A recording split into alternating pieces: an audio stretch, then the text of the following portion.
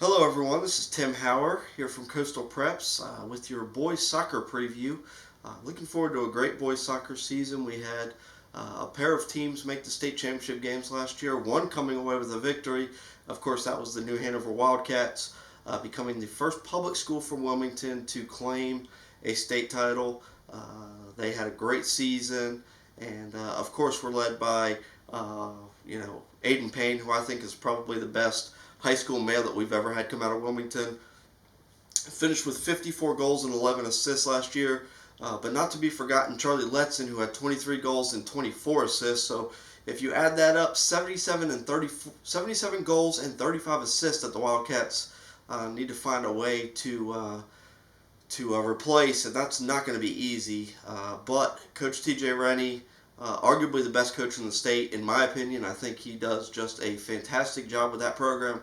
Always finds ways to win. So, even though the Wildcats lost so much talent, I still expect them to be at or near the top of the Mid-Eastern Conference this year, just because they're going to be well coached and their players are going to be in the right positions and they're not going to beat themselves. So we'll see what the Wildcats can do for an encore, but certainly the past two seasons have been something remarkable. Made it to two straight state championships, and so something to certainly be proud of if you're a Wildcat fan.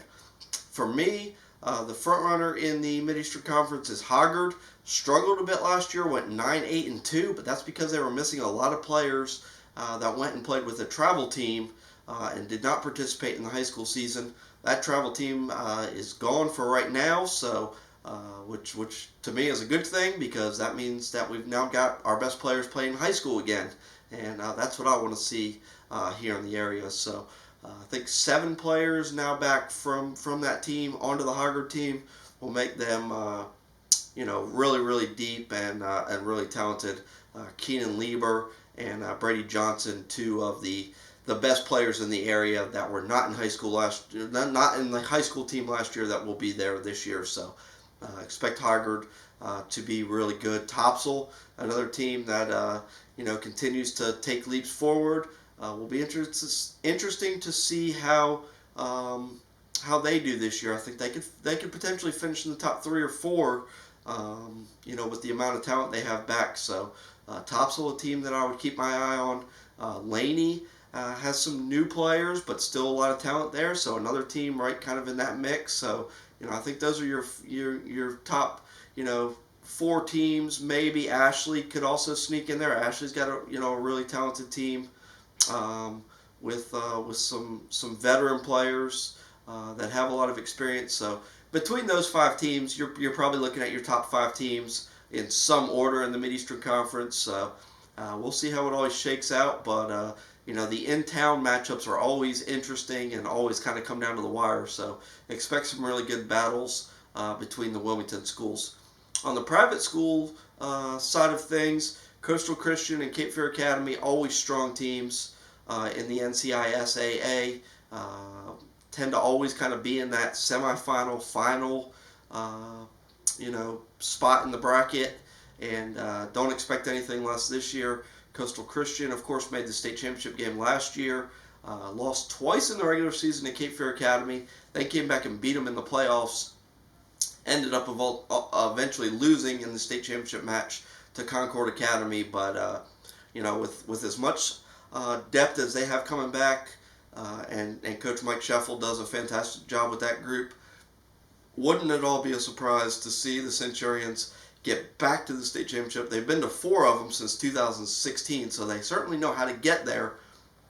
Just the one win in 2019, so they would like to be a little more successful when they get there, but they certainly know how to get there. So we'll see how deep of a run the Centurions can make this year. Cape Fear Academy, another team with a lot of seniors. I believe there's 9 seniors on the team, so a lot of senior leadership there. One of the best goalkeepers in the area, and Hunter Sanderford.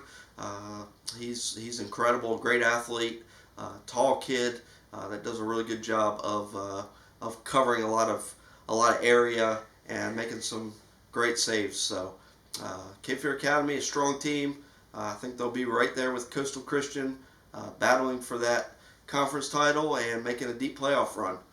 A team that I'm excited to see this year, Southeastern Homeschool.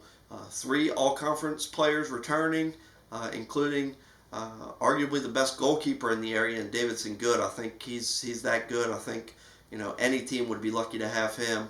But the Cardinals do have him, and he's been starting for them since he was a freshman. So Davidson, a treat to watch, and the Raleigh schools seem to kind of be the standard bearer in the homeschool division, but it'd be awesome to see Southeastern Homeschool knock one of those teams off this year and maybe bring back their first state title. A team that just had a bunch of losing seasons in a row, and then all of a sudden out of nowhere won 14 matches last year was Trask. Caleb Fearing did a fantastic job. This is his third year with that program, and he's done a really good job turning that program around, and I think they'll have another successful season this year. They lost a lot of talent, but he's so knowledgeable about soccer that I believe he'll do a great job of keeping them going and not just making that kind of a fluke season from last year. So looking forward to seeing what the Titans can do.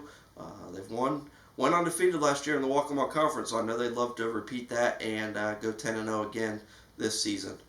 That's it for now for the boys soccer preview. Hope you enjoyed that. Come back, check out the football preview tomorrow on Wednesday, and that'll do it.